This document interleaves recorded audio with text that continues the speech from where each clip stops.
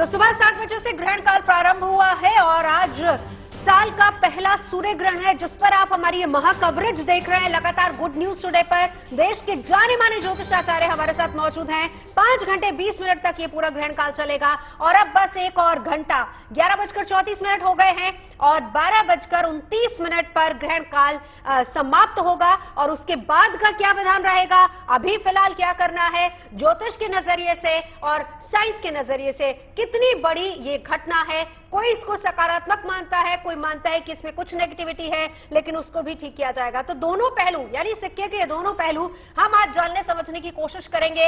हमारे साथ तमाम खास मेहमान मौजूद हैं। एक बार जल्दी से परिचय करा देती हूं।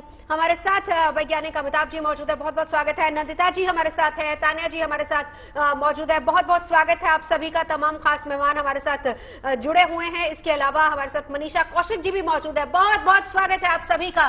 तो ये बड़ी कवरेज, महा कवरेज लगातार आप गुड न्यूज टुडे पर देख रहे हैं ग्रहण काल के दौरान, और उसके बाद भी ये कवरेज हमारी लगातार जारी रहेगी सूर्य ग्रहण पर। तो अभी फिलहाल 1 ही घंटे का और वक्त रह गया है।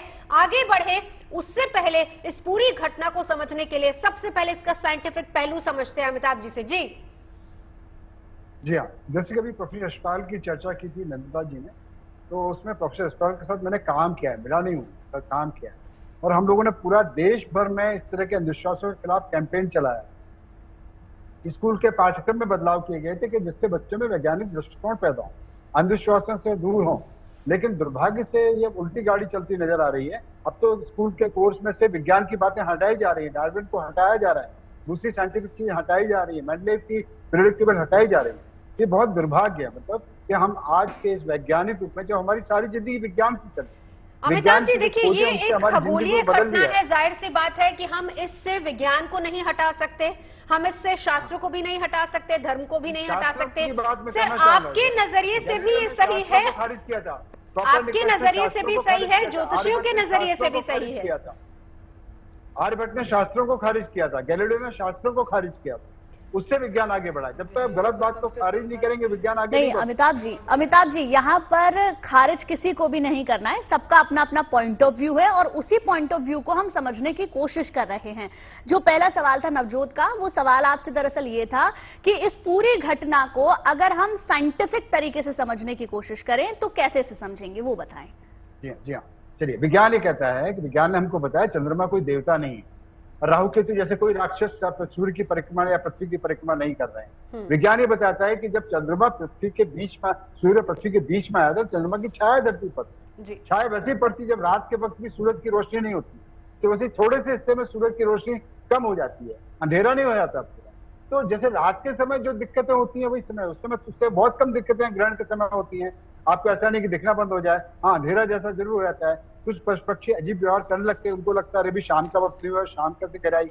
लेकिन मनुष्य जिसके पास बुद्धि है, जैसे अपनी बुद्धि से यंत्र बना के, अंतरिक्ष यान बना के चंद्रलोक, सूर्य के पास जाके सूरज को छू के भी देख लिया है किस चीज का बना हुआ है। तो विज्ञान लगातार आगे बढ़ता है, पुराने अंधविश्वासों को छोड़ता है जी। ये विज्ञान में 2 चीजें बहुत जरूरी हैं, सिर्फ ये नहीं कि नई चीजें बताना, पुरानी गलत चीजों को खारिज करना विज्ञान का बहुत महत्वपूर्ण हिस्सा है। उसके बिना विज्ञान संभव ही नहीं जी। चलिए, बहुत बहुत शुक्रिया अमिताभ जी हमारे साथ जुड़ने के लिए। तो इस ग्रहण का क्या है साइंटिफिक पहलू और एस्ट्रोलॉजर्स इसको लेकर क्या सोचते हैं, दोनों ही चीजें हम आज समझने की कोशिश करें। अमिताभ जी बहुत बहुत शुक्रिया हमारे साथ गुड न्यूज टुडे पर जुड़ने के लिए। तमाम तीनों खास मेहमान हमारे साथ लगातार बने हुए हैं। मैं इसी पर एक रिएक्शन, नंदिता जी हालांकि आप पहले इसको लेकर स्पष्ट कर चुकी है, छोटा सा रिएक्शन और साथ ही साथ बची हुई 3 राशियों के बारे में भी। जी देखिए, जहां तक ये बात कर रहे हैं कि हमारे शास्त्रों को बिल्कुल ही नकार देना चाहिए, बिल्कुल गलत है। क्योंकि शास्त्रों की बात करूं, अभी मैं इसी में उन्होंने बोला ग्रहण का कोई वर्णन नहीं, तो महर्षि अत्रि ने ऋग्वेद में बिल्कुल डिटेल्स में एक 4 स्टेप बताए ग्रहण के, जो आज साइंस उस चीज को मानती है कि 4 स्टेजेस होते हैं एक्लिप्स के। पहली बात। दूसरी बात, मैंने आपको अथर्ववेद का भी बताया, जिक्र करा है, जहां पे मून की सॉइल का उस टाइम पे जब दूरबीन नाम की चीज नहीं थी, ये बता दिया कि उसका सॉइल का कलर क्या है जी। तीसरी चीज, वाल्मीकि रामायण में अगर आप देखें तो अरण्य कांड में आप जाएंगे और अरण्य कांड में जो पहले 15 श्लोक हैं, 23वें सर्ग में जाके पहले 15 श्लोक, वो पूरी क्लैरिटी से बात करते हैं कि कैसे ग्रहण होता है और उसकी क्या परिस्थितियां होती हैं। तो ऐसा अगर आप ये बोलते हैं कि ग्रहणों का जो साइंटिफिक जो आज आप विवरण करते हैं, ये विवरण हमारे ऑलरेडी शास्त्रों में लिखा हुआ है। मैं माफी चाहूंगी हाँ, आपको टोक जी। लूं, लेकिन एक और चीज देखिए ना, हम इसको सरल भाषा में अगर मैं आप दोनों की बातचीत सुनूं तो हम कह सकते हैं कि चश्मा अलग अलग हो सकता है लेकिन मानने का तरीका ऑलमोस्ट एग्जैक्टली वही मैं ये कहना चाहती हूँ कि अगर आपको संस्कृत नहीं समझ में आती तो आप उस चीज को नकार नहीं सकते और उसमें Exactly. आप पॉइंट आउट नहीं कर सकते, उसको समझने की कोशिश करिए बिल्कुल। कि वो श्लोकों के माध्यम से आपको क्या समझाने की कोशिश कर रहे हैं।